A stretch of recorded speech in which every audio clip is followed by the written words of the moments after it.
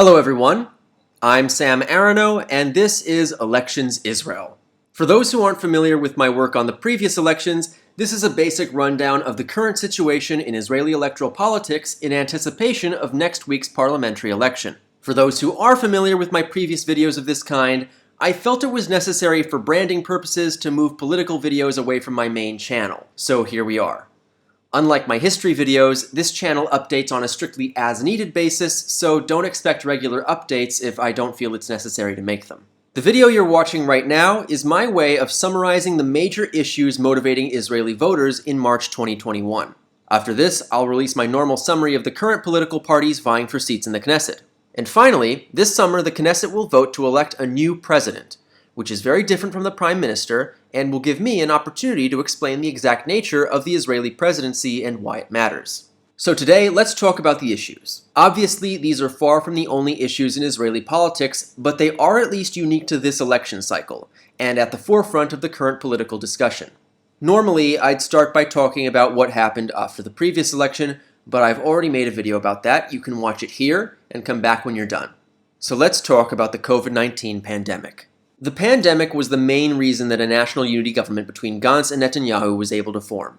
To give credit where credit is due, the Israeli government took the threat seriously and acted fast, and as a result, Israel was one of the very few countries to get ahead of the virus and prevent a real disaster. Starting in mid-March, a series of increasingly strict lockdown procedures were put in place, and by late May, it looked like Israel would completely eradicate the virus within a month. However, it was precisely at that moment that the government began ordering the reopening of businesses and public services. There are many reasons for this, and they all say bad things about the state of Israeli politics. Whereas emergency economic relief was provided in many Western nations, in Israel it was almost non-existent. Israeli citizens received a one-time payment of about $250 each, and that was about it. Although we can't know for sure, the most likely culprit for this is the sad reality that the national unity government was sufficiently divided that it would not have been able to pass a budget, and thus approve more spending. And indeed, it was failure to pass a budget that led to early elections after just 1 year. But even if this was inevitable, one should still have expected a politically savvy opposition to call the government's bluff by demanding substantive economic relief. But instead, it was actually the Socialist Party Meretz that was most vocal in its demands to reopen government services like schools on the supposition that the lockdown was an insincere attempt by Prime Minister Netanyahu to delay his already ongoing trial for bribery, fraud, and breach of trust. As a consequence, the lifting of restrictions predictably led to a much worse outbreak of the virus. And because of both the political implications and the very effectiveness of the first lockdown, the Israeli public largely did not take the pandemic seriously. 2 subsequent lockdowns went largely ignored by the general public, and things got much worse. Even as Israel became the first country to vaccinate the majority of its citizens against COVID-19, the infection rate continued to rise. Now, I can't talk about COVID-19 in Israel or the public reaction to it without addressing what has come to be called the Haredi Intifada. Many ultra-Orthodox Jewish congregations have openly flouted lockdown restrictions, reopening yeshivot and amassing mourners to mass funerals in the tens of thousands. The reaction has even resulted in violence against police and soldiers attempting to enforce the lockdown, hence the name the Haredi Intifada. Now, not all Haredi congregations have participated in this flouting, but still. Despite comprising only 12% of Israel's population, ultra-Orthodox Jews account for as much as 50% of COVID cases. After a decade politically defined by a mostly secular public chafing under religious coercion, antipathy for ultra-Orthodox power has only increased, and has exposed a fairly new and ahistorical wave of anti-scientific Jewish fundamentalism. But perhaps surprisingly, the pandemic is not the only thing fueling Israeli politics, so let's move on to foreign policy. In September 2020, the United States mediated the Abraham Accords, opening diplomatic relations between Israel and both Bahrain and the United Arab Emirates. This was followed over the rest of the year with similar US-mediated agreements between Israel and Sudan and then Morocco. Politicians across the political spectra of both Israel and the United States have argued over the significance of these agreements, but the real impact varies by each country involved, with some implications being more significant than you might have heard, and others being less. When Israel declared independence in 1948, it became the subject of a declaration of war by Egypt, Jordan, Lebanon, Syria, and Iraq, with volunteer forces coming to fight against Israel from many other predominantly Arab countries. Now, while Israel was considered a hostile enemy by all of its neighbors, there was no unified regional policy against it until Israel's quite unexpected victory in the Six-Day War.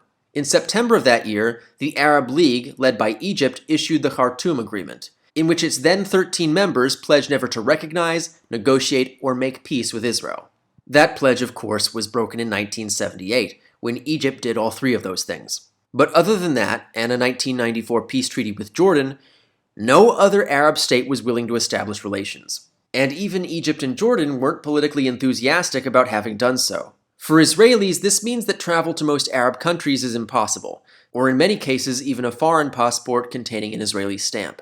Now, none of the countries that have signed these new accords were ever officially at war with Israel. But that doesn't mean normalization doesn't have a serious effect, even on the lives of everyday working Israelis. Before Israeli independence, Morocco had the largest Jewish population of any African country.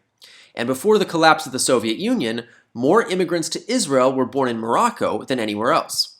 And in contrast to Ashkenazi arrivals who generally sought to sever their cultural ties to Europe, Mizrahi Jews in Israel have generally maintained very close cultural connections to their countries they fled.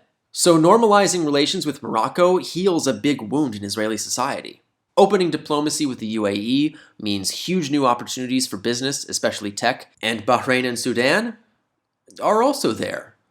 But these agreements haven't been without controversy within Israel. As part of the agreement with the UAE, the US authorized the sale of F-35 fighter jets to that country, and by signing on to the agreement, so did Israel. This goes against Israel's traditional policy against arming other states in the region, even friendly ones. And while that's kind of an antiquated policy that isn't really taken seriously anymore except as a political football, the fact remains that Prime Minister Netanyahu apparently kept this part of the agreement secret from Foreign Minister Gabi Ashkenazi and Defense Minister Benny Gantz, for fear that they would disapprove for lack of personal loyalty to him. Speaking of which, Israel's most valuable strategic ally just had a major election, and it didn't turn out the way Bibi expected. For most of the last decade, Netanyahu has worked very hard to establish political ties in both a formal and informal capacity with populist authoritarian regimes worldwide. In part, this is a straightforward pragmatic move, since why make a new enemy when you don't have to? But at the same time, Netanyahu has bet on populist nationalism as a permanent shift in global politics, and in no case has that been more visible than in his past support for former President Trump. Despite frequent glib comparisons between the two figures by the uninitiated, Netanyahu is not a Trumpian figure. He is much more of a Nixonian, who has been willing to work with anyone and everyone in order to increase and maintain his own clout. But his relationship with Trump isn't just a roll of the dice for someone who saw a trend. It's also evidence of the degree to which his son Yair, who is an enthusiastic supporter of the alt-right movement, has become his political advisor. As for the Israeli perspective on the various crises in the US over the past 4 years, their effect on Israeli public opinion was muted. Yes, Israel was one of the only countries in the world in which Trump was more popular than not, but US presidents generally enjoy very high approval here as a whole. Additionally, US events are not a high priority for coverage in Israeli media. It shouldn't be unexpected that events in West Asia, North Africa, and Europe are treated with much greater salience, since that's our neighborhood, but for some reason this seems to be news to Americans. Now, it's not as if US news is being ignored in Israel. I've never seen any failure to cover major issues in the US at any point in the 4 years I've lived here, but the degree to which these various events and crises have been intimately connected with Trump and his administration largely fell on deaf ears because Israelis have no experience with a two-party system, and generally don't grasp the far-reaching implications of that. Until January 6th. That seemed to be a genuine wake-up call here. And while all of this is important to understanding the political climate in Israel, none of it seems to be having an effect on the outcome of this election, because through it all, the fundamentals haven't changed.